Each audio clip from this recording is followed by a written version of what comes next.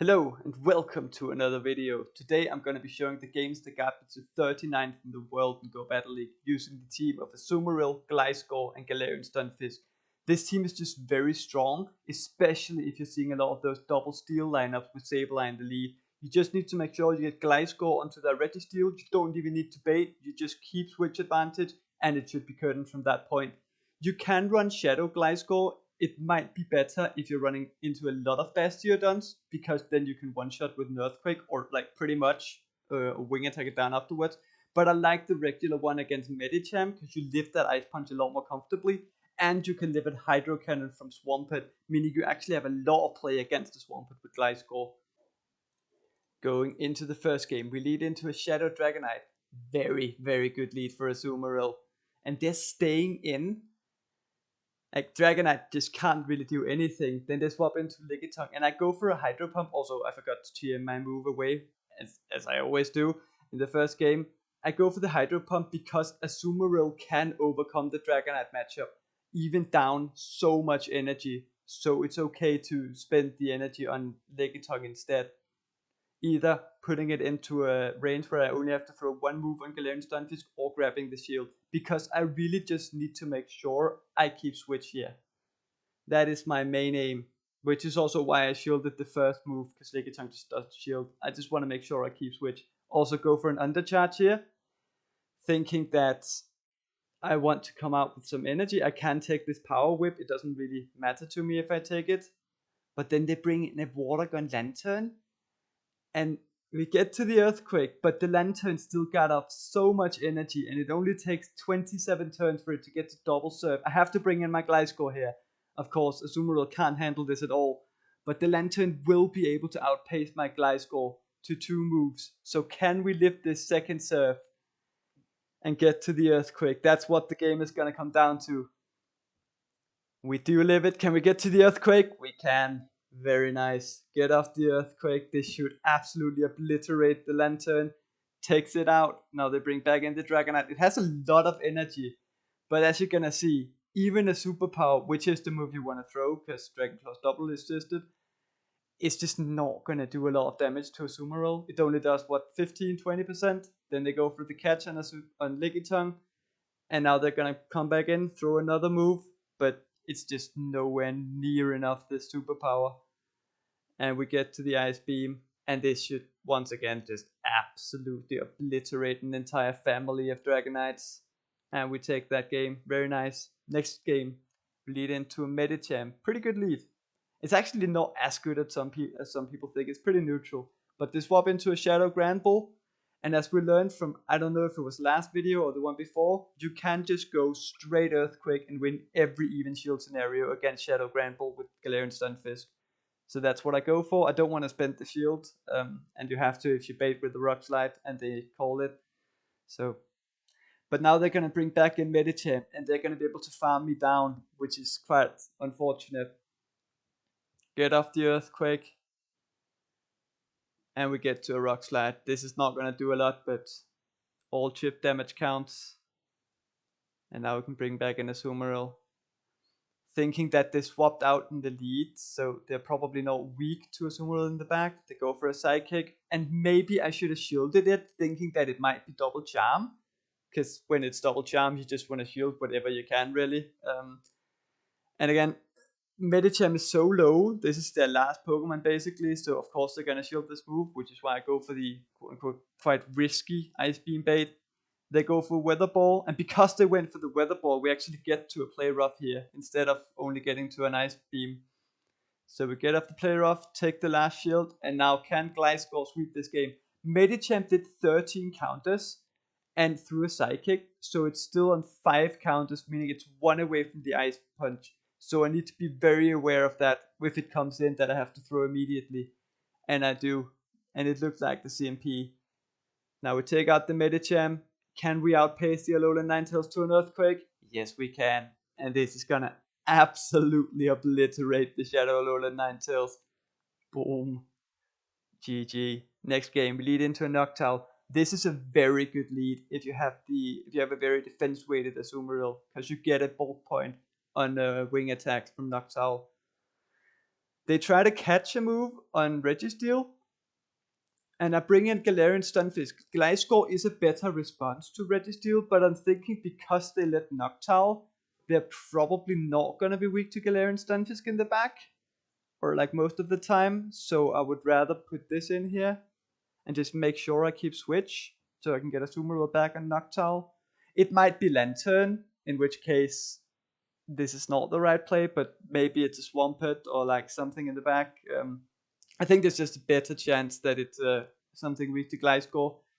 Go for the second Earthquake, grab the second shield, and now they get to their Focus Blast. They grab my last shield. I have to shield it. I have to get a Azumarill on Noctowl.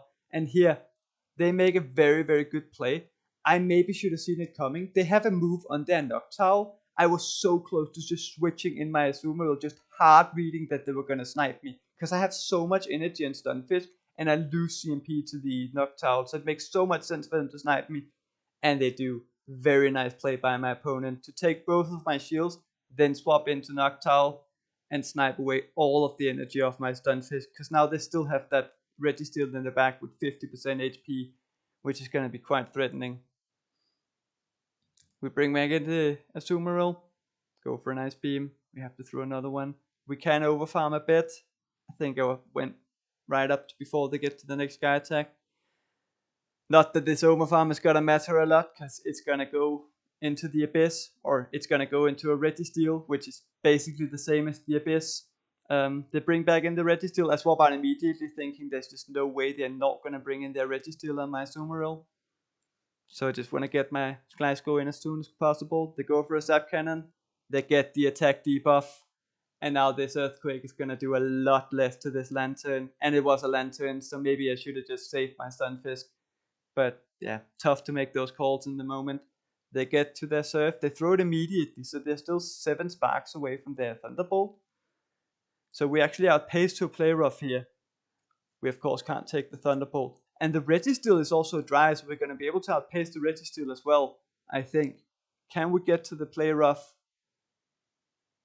We can. Is it enough to take out the registeel? It's actually quite low. It's not. It lives on like 1 HP. Very unfortunate. Next game, we lead into an Alolan Ninetales with Charm, of course.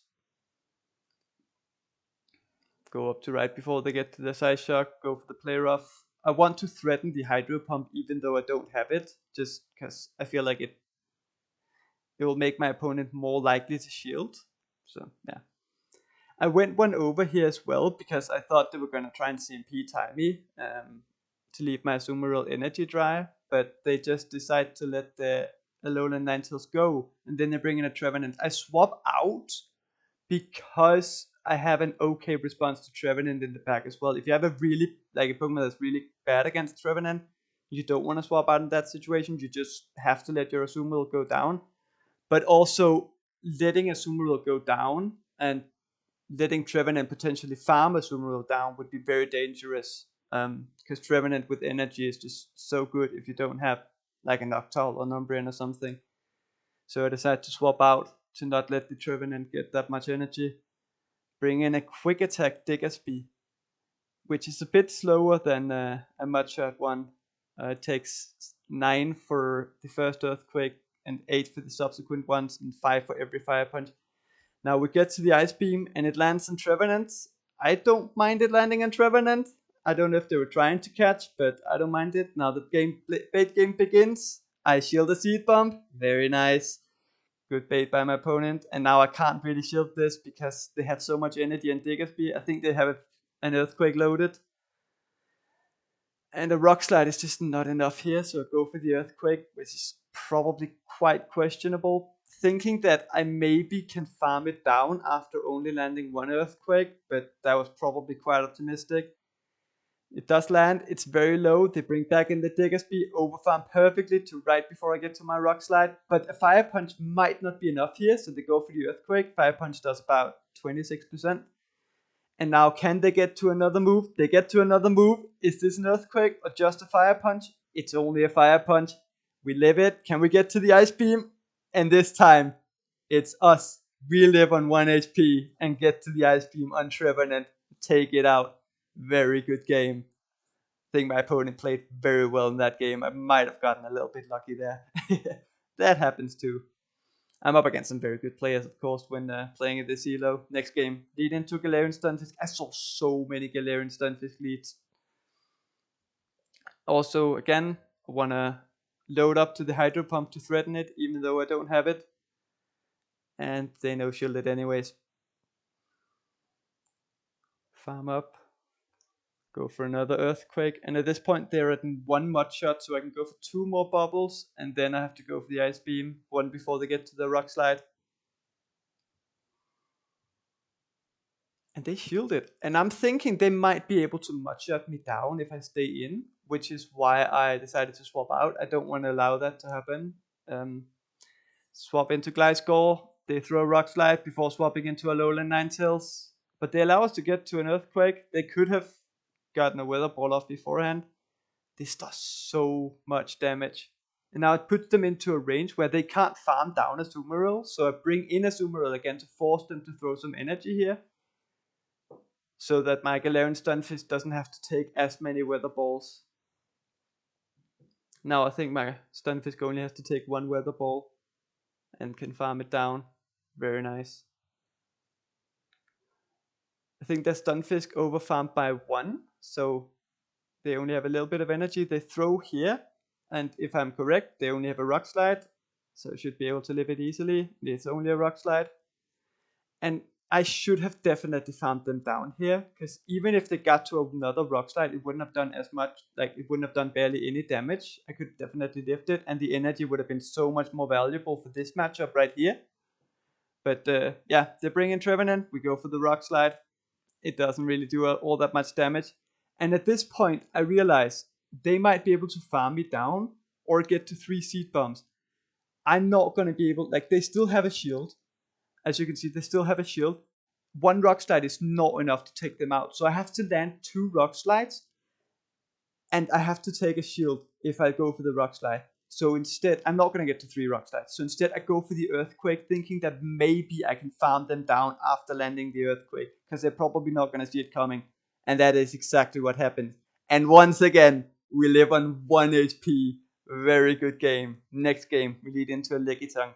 This is a bad lead, but it's even worse for Gliscor to see it, because Gliscor just gets outbulked by lickitung so hard. So I decide to stay in with my Azumarill. Let the first move go. It is a Power Whip. Go for the Play Rough.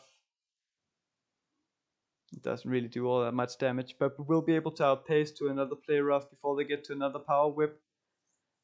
And afterwards I will swap out, because otherwise they can just overfarm like crazy before going for a Body Slam. So, and we lure out the Azumarill, which is very nice. Go for an Earthquake. Azumarill to rarely shield this most of the time, so not really much point in baiting. I don't think that's the correct play in the long run. But they do decide to shield it, which makes sense because, well, Stunfisk rarely bait. So if you want to shield once, it's probably the first one against Gliscor and Stunfisk. Go for another Earthquake. And we land it. Very nice. Also, I let the first move go, just praying that it wasn't a Hydro Pump. Most Azumarill don't run Hydro Pump, but it was still a bit risky. Bring in Gliscor, and I'm thinking, is there a way that I can not have to throw an entire Earthquake on this Azumarill? That's what I really want. They go for an Ice Beam, and then they bring in lickitung. This lickitung overfarmed so much, and if I counted correctly, they're 2 turns away from the next Body Slam. So we go for the Night Slash, and it wasn't a CMP. That feels very good when you can CMP tire someone after they've been out and in again with a 1-turn move. Now what are they going to bring in? Azumarill overfarmed by 2, so I'm trying to catch here. And we catch the Ice Beam. Very nice. Save all the energy on Gliscor. And now at this point, I don't really want to take the Azumarill out, because then I'm going to leave my Azumarill in farm range. And with no energy. But because they allow me to get this much energy, I can potentially get to another move on whatever comes in. Which is why I decide to take it out, thinking that this energy might be valuable.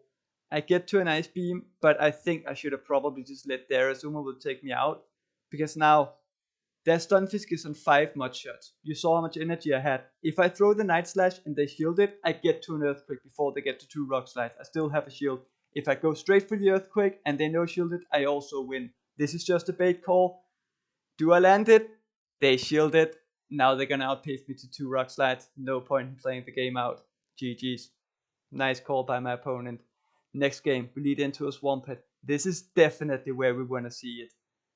And they try to catch once again, and I swap in Galarian Stunfisk. I probably should have swapped in Gliscor, but it was just kind of, sometimes you have those habits. Whenever you have a Galarian Stunfisk in the back, you're just used to swapping it in on certain things when they save swap, like a registeel or something. I think Gliscor is the better option to swap in on a registeel save swap. So this is probably a bit of a mistake. Go for the Earthquake, they shield it. Now we have to shield their move as well. And go for another Earthquake. The Swampert farmed up to 9 mud shots, so it has 2 hydro cannons loaded. Just a good thing to be aware of. Because now they swap in the Swampert. I don't want to let go of all this energy, but they have 2. So I catch the second one on Azumarill. Save all the energy on Galarian Stunfisk. I don't want to make the same mistake as I made earlier, letting go of all that energy. I also go for Ice Beam here.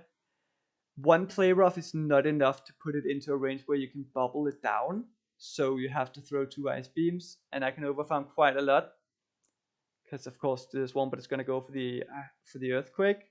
So yeah, go for the Ice Beam, take out the Swampert. What's going to come in? Probably the registeel once again. So yeah, this overfarm didn't really matter all that much. Gonna go into the Abyss, which is the new nickname for registeel. They take us out. Come in with Gliscor. I could have brought in Stunfisk and just taken out the registeel, but instead I would rather just have a lot of energy in Gliscor. So they go for a Focus Blast, which I don't really understand. I would have probably gone for a set cannon if I were them. It's the same damage, but just with a chance of debuffing. Now they bring in a Trevenant. Go for the Night Slash. They are gonna outpace me, but they have to throw pretty much immediately.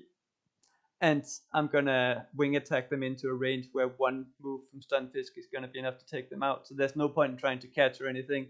And just let my Gliscor go down, and then we're gonna get to a move on Galarian Stunfisk. Go for the Earthquake. It does do a bit more damage. I think a Rock Slide would have still been enough, but GG. Next game, lead into another Galarian Stunfisk. As I said, I saw so many of these in the lead. Once again, farm up to the Hydro Pump before throwing, just in case they want to shield. I had one person who actually shielded the Hydro Pump, so that was very nice. Or who shielded an Ice Beam because I did this. So, go for the Ice Beam. Let them get to another Earthquake. Now, once again, they're on 1 mud shot, so we can overfarm by 2, or like throw 2 more bubbles. And then throw the Ice Beam. And this time they let it go. And they bring in a Dragonite. I really want to get this Ice Beam off, but we don't get it. Now we have to bring in the Galarian Stunfisk. And this is just such a bait game. If they land a superpower here, the bait game is pretty much over. But also if they land a bait, it's going to be so brutal for me. So I decided to call it, and it was the Dragon Claw. Whew. That is just this is such a difficult match, especially if you're down energy against the Shadow Dragonite. I decided at this point to call it, because now I'm so far ahead that I feel like I can, with the bait call earlier. And they bring in an Altaria.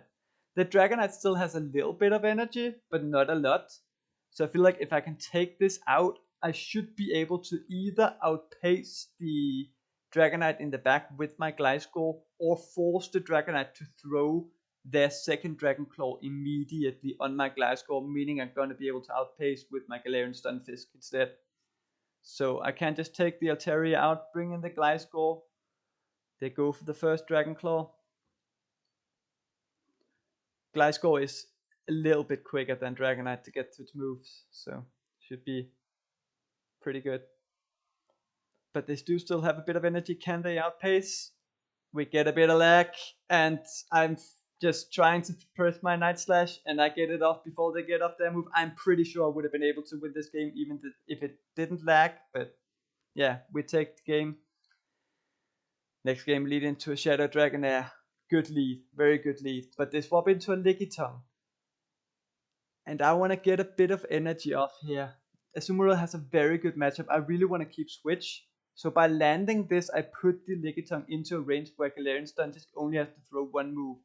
So I think I'm going to be able to win switch advantage no matter what here. Especially if I call the moves correctly. Which is also why I go for the shield immediately on the power whip. Because lickitungs just don't bait. Like, go for the earthquake. The lickitung is over farming so much. It has so much energy. I go for another shield here just to make sure. Because again, I just don't expect it to bait.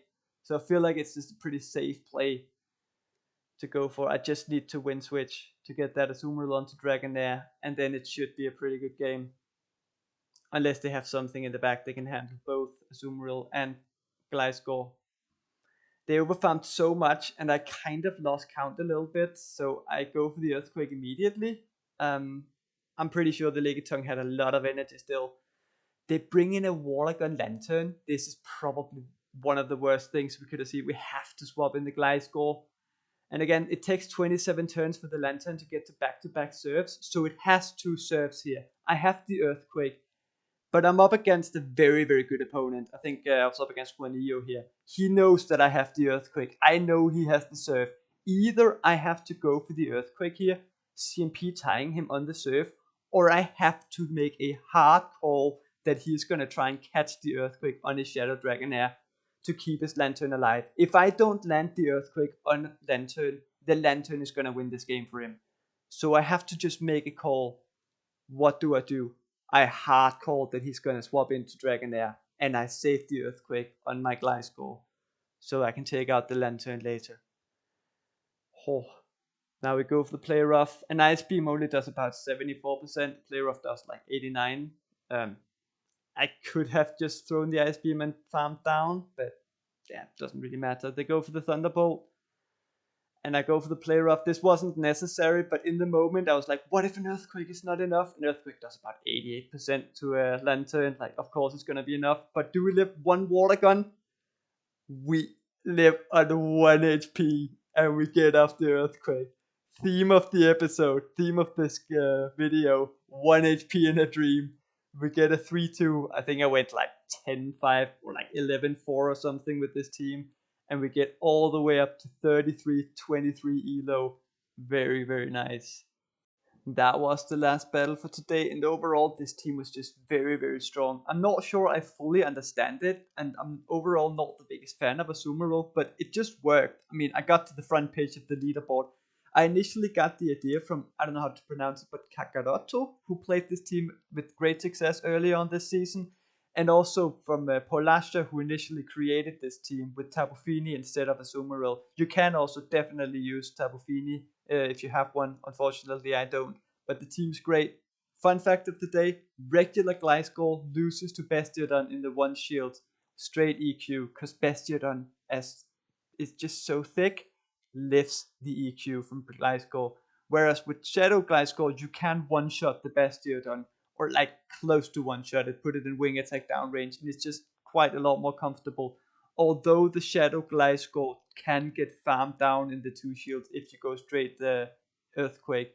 If you're good at landing baits, regular Gliscor is great against Bastiodon, but it's just a good matchup to look up.